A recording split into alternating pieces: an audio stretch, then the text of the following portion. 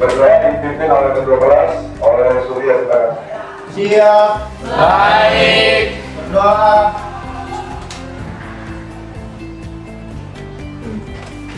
Selesai. Memberi salam. Assalamualaikum warahmatullahi wabarakatuh. Waalaikumsalam warahmatullahi wabarakatuh. Baik, sebelum mulai, para yang absen dulu ya. Aisyah.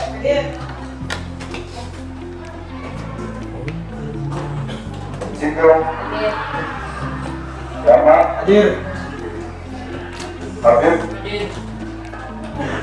Keisha Putri. Kaya Melisa. Baik, Andra masuk semua ya, sudah semua ya. Baik, anak-anakku sekalian, minggu lalu kita sudah membahas materi pembuatan konten dan diseminasi ya. Minggu lalu kita membahas pembuatan kontennya pakai aplikasi video ya. Kita baru sudah melihat hasil karya-karya, alhamdulillah sudah lainnya ya. Nah, ini kita akan melanjutkan pembelajaran yaitu etika dan resiko kejahatan artifisial. Sebelum kita mulai pelajaran, ada motivasi ya. Dari seorang penulis buku saya baca ya, ini penulis buku saya mengenai Aditya dan Aidabi mengatakan bahwa kalau Anda mengingat perubahan kecil dalam hidup, ubahlah perilaku Anda. Jadi kita hanya mengubah perilaku untuk perubahan kecil. Tetapi bila Anda menginginkan perubahan besar, ya, yang mendasar ubahlah pola pikir Anda. Ya, ini kata-kata dari Stephen Covey. Ya, ubahlah Anda kembangkan pemikiran Anda. Ya, untuk hari ini kita harus positive thinking. Ya, kita awali pembelajaran kali dengan positive thinking. Ya, baik, kasih semangat. Selamat pagi. Pagi. Selamat pagi. Pagi. Pagi. Pagi. Selamat semua. Sebelum kita mulai, kita semangat dulu. Ya, baik, pada pelajaran kali ini kan coding dan kecerdasan artifisial ya. Yang kita bahas adalah etika dan risiko kecerdasan artifisial. Tujuan pembelajaran kita kali ini yaitu pertama, peserta didik dapat memahami konsep dasar dari keahlian kreatif ya. Jadi saya akan menjelaskan konsep dasar dari AI itu sendiri. Kemudian peserta didik dapat memahami pentingnya data berkualitas ya. Kemudian peserta didik dapat memahami etika dan risiko dari penggunaan keahlian kreatif. Peserta didik dapat menggunakan keahlian kreatif dalam kehidupan sehari-hari. Ya, nanti kita akan praktekkan salah satu aplikasi keahlian kreatif. Kemudian baik peserta didik dapat mengidentifikasi konten defect ya. Baik, kita masuk ke materi ya. Apa itu AI ya? Kalau bahasa Inggrisnya what is AI gitu ya. Siapa yang tahu apa itu AI? AI? Ya, pengertiannya apa? Kecerdasan buatan ya, bagus. Ada lagi lain? Ya, kalau dalam pendapat dari Brand Smith ya, dia ada pasca di Microsoft ya, pakai bahasa Inggrisnya. It is a tool that can help people think smarter and faster. Ya, jadi ada sebuah alat gitu ya, yang dapat membuat manusia berpikir pintar ya, dan smart ya, dan faster cepat gitu ya. Kemudian kalau pengertian beberapa tokoh ya, Russell dan Topik ya, tahun 2021, AI adalah sistem yang berpikir dan bertindak seperti manusia ya, atau mengambil keputusan rasional ya. Kalau menurut KBBI ya, AI adalah program komputer yang meniru kecerdasan dan cara berpikir manusia ya. Kita mengenal AI ya tahun-tahun ini ya, baru berkembang tahun 2025. Bahkan ada anak yang lahir di 2025 disebutnya generasi beta. Beta karena memang kelebihan generasi beta mereka mengenal adanya AI ya, itu kita mengenalnya. Karena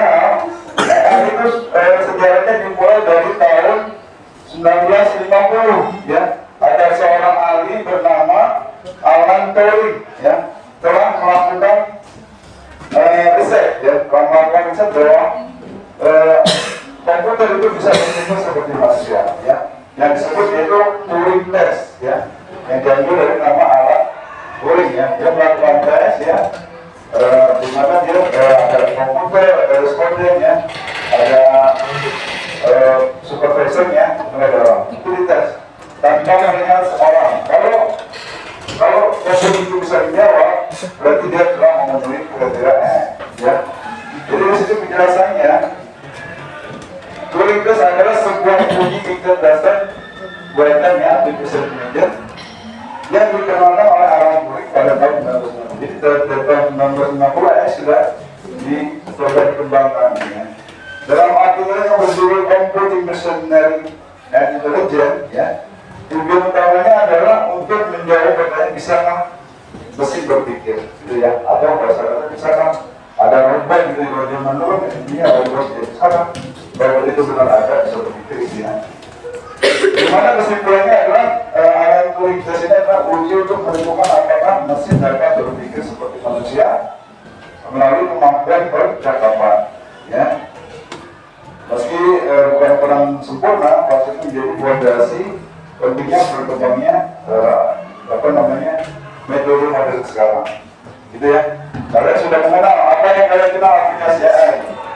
Pipit. ChatGPT, ya. Kemudian apa? Pipit. Gemini, ya. Video banyak kita sudah praktek, ya. Kemudian apa? Copilot, ya. Nah, kalau kalian sudah mengenal biasa menggunakan aplikasi, kalian punya pertanyaan. Silakan jawab pertanyaan ini, ya.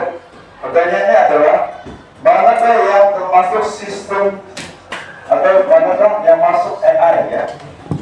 Sistem kecerdasan buatan. Yang pertama, ada aplikasi, kalau kalian tuh bank, ya, ada kan suka ada rupiah kan naik turun, ya. Yaitu ada bursa efek, ya, bursa efek naik turunnya rupiah. Apakah ini AI? Ya? Yang kedua, ada Google Map, ya. Kalian sering pakai pesan Gojek, ya, pesan macam-macam ada Google Map. Apakah ini masuk AI? Ya. Kemudian ada juga Google Translate, ya. Kalau kalian belajar bahasa Inggris kan ini suka ada Google Translate. Nah, apakah ini juga masuk AI? Kemudian kalau kalian langganan Netflix, ya, kan suka ada pemilihan kalian itu, ya. Atau di YouTube deh, itu suka ada. Kalau kalian biasa membuka film atau lagu, itu pasti akan berbaca oleh sistem, ya. Pemilihan film atau lagu atau dan sebagainya, ya. Yang terakhir, tiket di bandara. Nah, coba apakah semuanya AI atau mana saja yang termasuk AI? Jangan saya jawab. Itu Habibi, Balita, mana yang masuk AI aplikasi itu? Apakah semua AI? Ya? Ini ada pusat efek, ada tikus, ya, ada komputer tikus, ya, ada Google Map, ada Google Translate, ada Netflix, ada tiket bandara. Mana saja yang termasuk AI? Mana saja yang bukan AI? Translate, Pak. Google Translate, Pak. Translate maksudnya apa? AI. AI. Kenapa dia?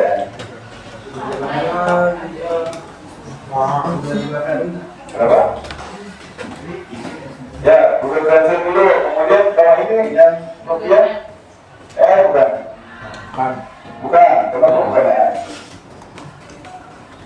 Terus yang apa? Google Map, bukan. Bukan. Ada AI, ada bukan. Bukan. Kemudian Netflix, Bukan. bukan. Netflix bukan. Kemudian brand yang tiket di bandara, pesan tiket otomatis. Bukan. AI bukan. Bukan. Bukan. Bukan. Dan tidak apa? Pesan tiket bandara. Oke. Coba kita lihat analisis. Yang pertama untuk kurs rupiah yang naik terus setiap hari kan, ya. Dia kan naik terus setiap hari, ya. Kalau kalian buka ada tuh tampilannya. Kemudian Google Map, kemudian Google Translate, Netflix, kemudian terakhir tiket, ya.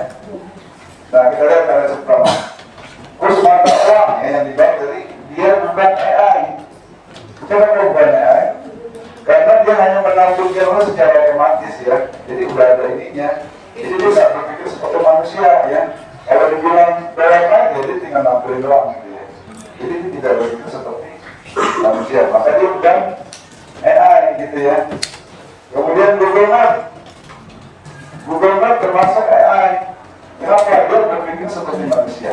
Misalkan kita mau menuju ke satu tempat, maka Google Map akan menunjukkannya di mana namanya manusia pengen jalan di tempat nih gitu ya. Nah, terus di Google Map bisa tuh membuat bagaimana jalur ada jalur cepat, ada jalur macet segala macam. Dia bisa menampilkan seperti layaknya manusia. Makanya disebut AI ya. Kemudian Google Translate sama ya, AI juga dia termasuknya karena dia bisa merubah sebuah kadang-kadang Google Translate canggih ya. Apa yang mereka kita sudah kadang-kadang kebiasaan bisa diolah ya. Kemudian rekomendasi dalam Netflix sama ya. Biasanya Netflix di Indonesia dengan Netflix di luar itu beda karena dia membaca seperti ya, layaknya orang Indonesia gitu ya. Supaya platform yang mana Netflix sesuai platform sendiri ya. Beda dengan Inggris, tapi bisa menampilkan seperti manusia, termasuk sistem AI. Kemudian tiket ya, dari tiket dia tidak termasuk AI karena sudah ada di platform dari dia kemajuan. Gitu ya. Maka dari sini kita bisa mendefinisikan bahwa definisi dari kecerdasan artifisial adalah teknologi yang menirukan cara berpikir manusia tadi ya. Jadi kalau manusia bisa berpikir berarti ya itu bisa. Oke. Kemudian dia menggunakan data, algoritma dan logika. Ya. Tadi kalau kita kebiasaan lihat dengan begitu rapor, maka yang kita rapor, karena itu membaca dia selamanya tidak rapor. Maka yang ditampilkan itu adalah rapor ya. Biasa di YouTube dia suka nonton dangdut, maka YouTube-nya pokoknya nonton dangdut gitu ya. Karena dia membaca logika dan algoritma. Ya. Ini ada sistemnya manusia.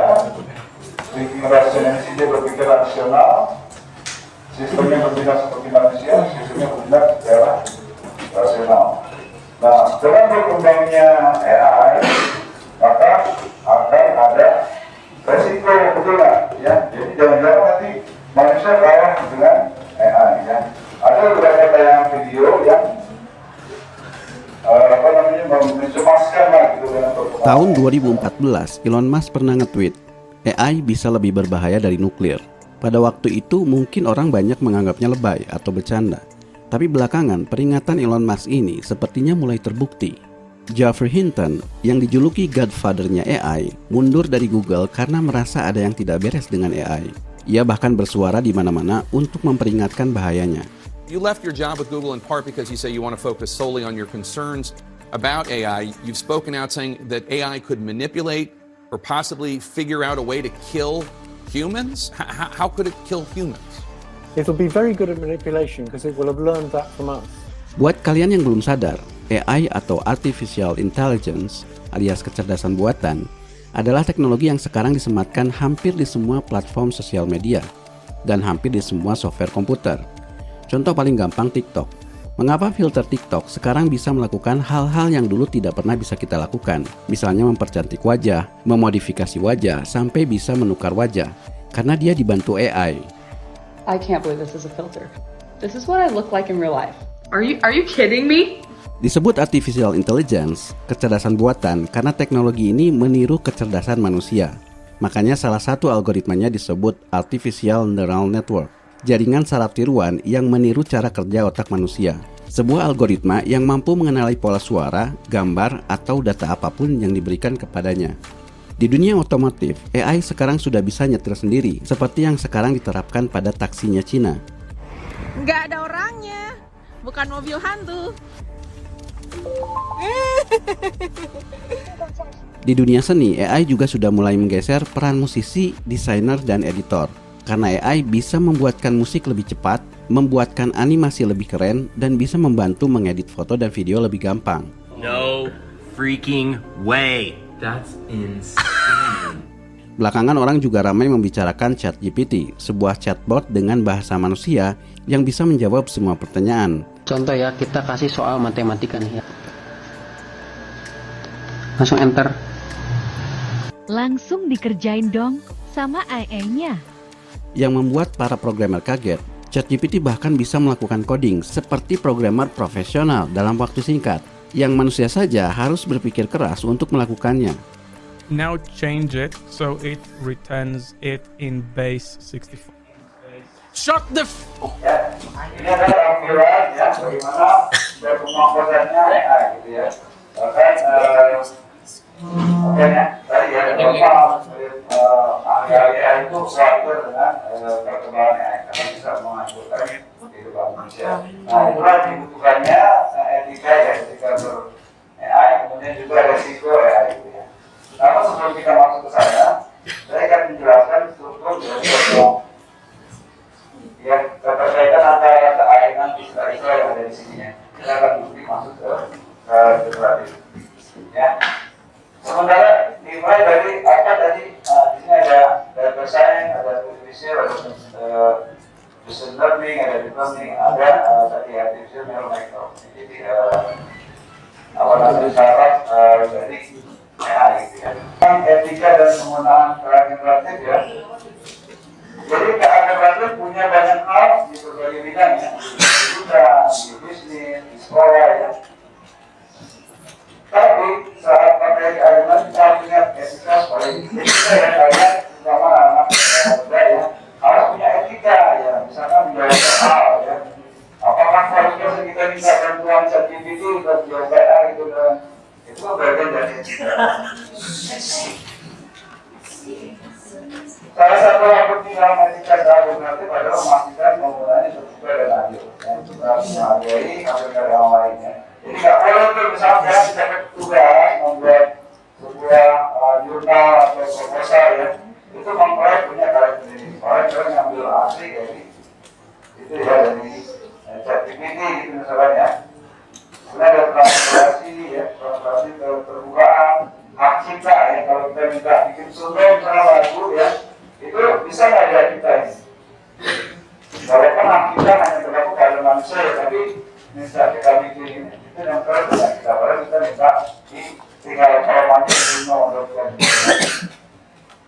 resiko penggunaan cara generatif. Apa resikonya? Pasti ada penyalahgunaan dan hoax ya. Ya dengan kemampuan kalian dari data dan hasil. Yang mau dan data yang tidak lengkap, tidak akurat, tidak relevan, tidak adil, dapat menghasilkan pikiran kesalahan. Ya. Kemudian pelanggaran privasi dan keamanannya. Ini bagian dari risiko ya. Ketika kita sering membuka, ya, meminta data pribadi ya, itu kan biasanya kita suka masih di orang. Itu ada pelanggaran keamanan data dan privasi biasanya. Ya.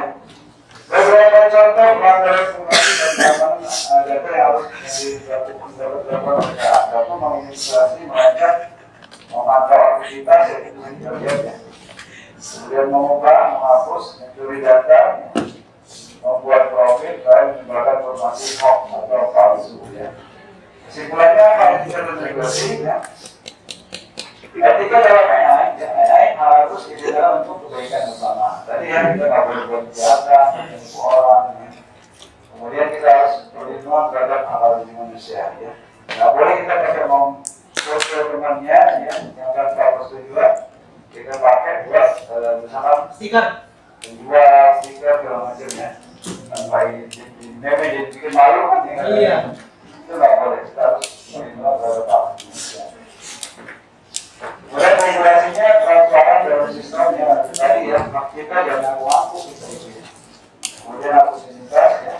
Kemudian keterlibatan menuju terhadap dan lembaga nasional. Jadi kita harus punya yang berdasarkan apa namanya peraturan yang ada. Ya.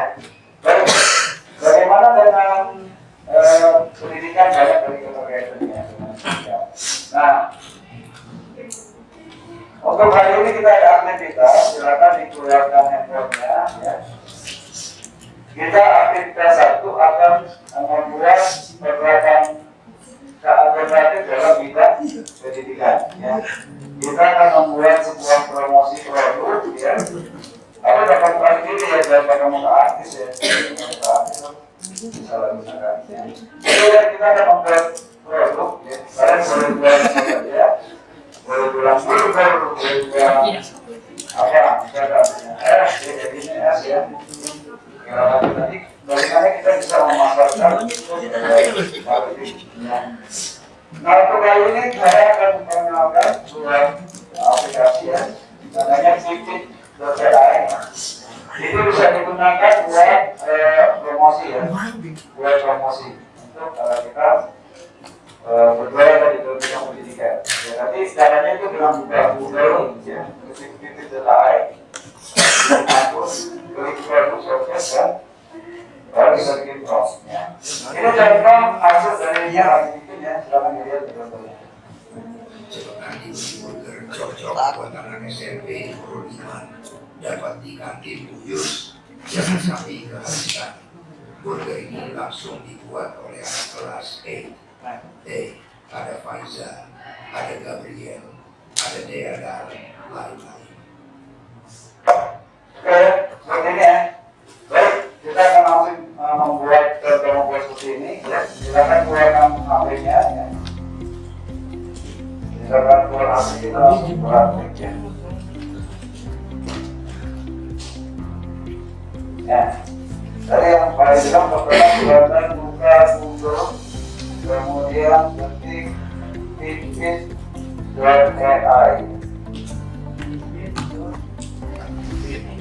Fitbit.ai.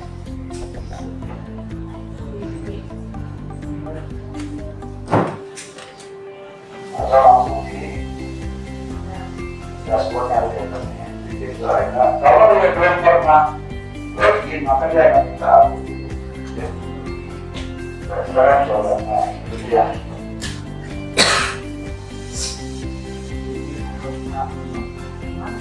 Fitbit.ai. Sekarang kalau sudah login seperti ini ya.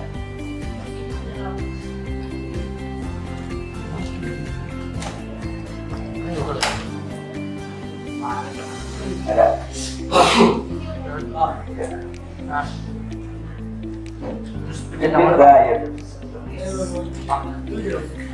Ya. Mulai gratis, yang pertama klik mulai gratis. Mulai gratis. Nah, oke. Kalau untuk di sini ada banyak menu ya. Benar, di sini ada banyak menu. Kalau di pada laptop itu langsung di sini ada foto berbicara ya, ada foto berbicara. Ini pencet mulai gratis mas. Ya, bisa ya. Kita akan menggunakan produk showcase, itu produk untuk berjualan. Nah, kalau di HP ini produk ini nggak langsung muncul ya. Dan ini nggak langsung muncul, maka bagaimana munculannya? Dia harus dirubah menjadi tampilan desktop ya. Nah di titik ini kita klik, kemudian dia akan terlihat desktop site atau tampilan desktop ya. Ada.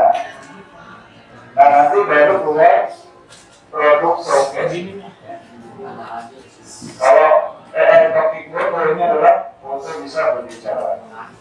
Kalau yang ini produk showcase yaitu kita memperkenalkan sebuah produk ya. Bisa kan? Berapa? Terus stop. Ada.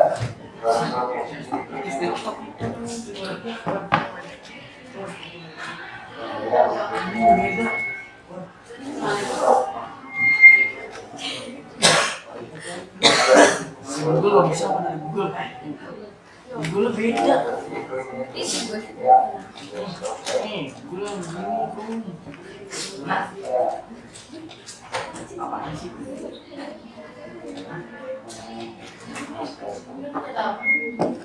Ya, bisa. Mulai gratis. Ada ya? Ya, bisa ya.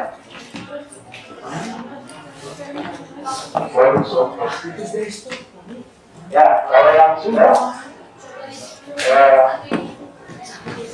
nanti kalau kita klik ya, produk ini kita klik ya, Kemudian di sini ada Kalau udah kayak gini bisa apa? bahasa Inggris.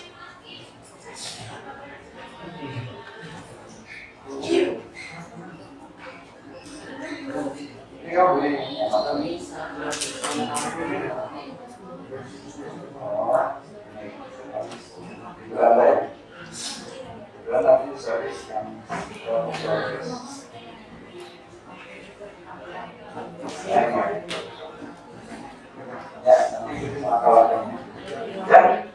jadi karena kita yang dasar maka dia punya poin ya. Kalau poinnya itu kita nggak bisa bikin terlalu lagi ya. Atau kita bikin akun baru bisa. Di sini poin saya ada 100 tinggal 100 ya. Nanti kita generate saja ya. Maka dia akan generate ya. Dari prompt yang kita bikin. Ya, nanti tinggal kita download. Hasilnya sama seperti yang saya tampilkan. Nanti hasilnya seperti ini. Ya.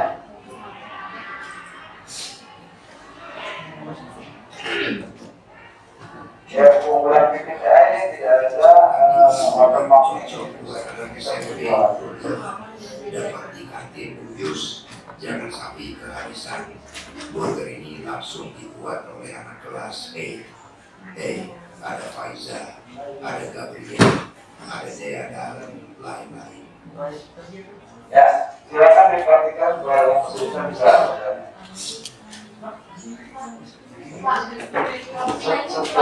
Yang lagi ini jalan.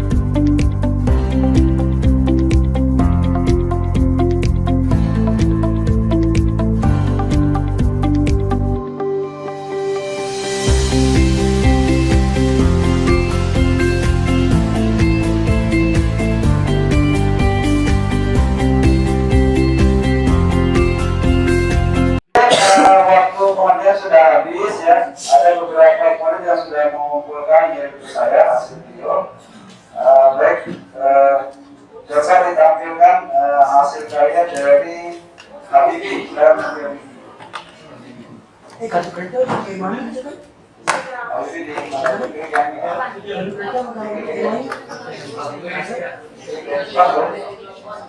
Apa ini?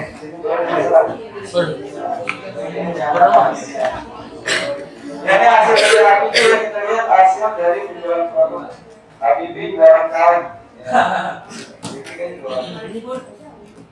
Ya, ini hasil dari produk Habibie. Belilah kali ini, harganya murah, hanya Rp5.000 saja. Beli di toko terdekat Anda. Ya, itu program dari ini.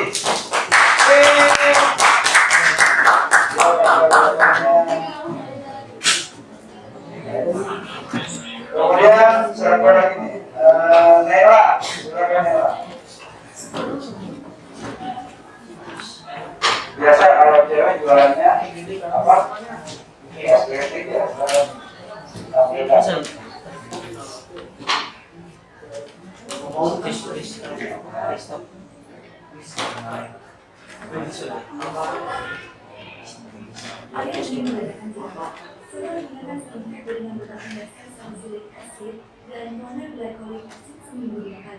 Seperti produk yang saya pegang sekarang. Ya, tepuk tangan buat Mira.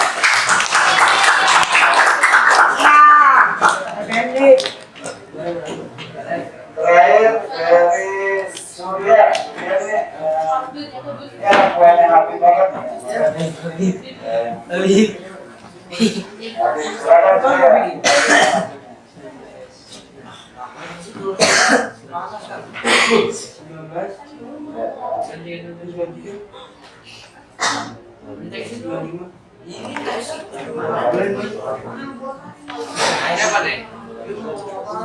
Hadirilah maulid Nabi Muhammad SAW agar kita mendapatkan syafaat darinya. Ya, kurang ya.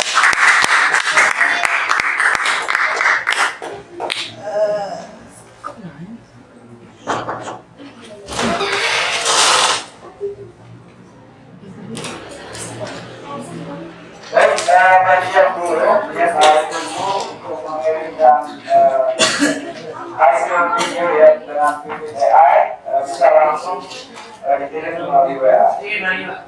Ya, nah untuk setelah kita belajar ya, kita refleksi ya.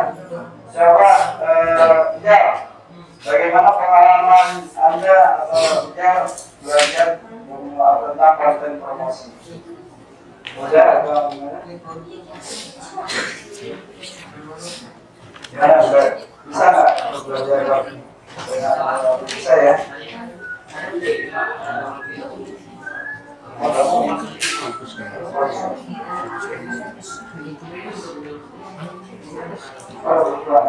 Kita akan belajar ya. Ya nanti kita biasanya anak suka dengan aplikasi AI. Kita coba lagi untuk menu-menu lainnya. Ya. Baik, kemudian pembelajaran kita kali ini ya. Jadi kecerdasan artifisial ya merupakan perkembangan teknologi yang membawa perubahan besar di berbagai bidang ya. Membuka banyak peluang, namun juga menghadirkan tantangan resiko ya yang perlu diantisipasi. Maka perlu resiko dan etika dalam pembuatan ya. Dan membangun dan menggunakan yang bijak ya secara bijak menggunakan AI, kita dapat memaksimalkan manfaat AI untuk kemajuan ya. Nah, minggu depan kita akan mencoba memahami tentang teknologi deepfake ya. Deepfake nanti minggu depan kita akan bahas ya. Baik, untuk pembelajaran silakan kuliah tutup dengan membaca apa. Siap. Baik. Berdoa.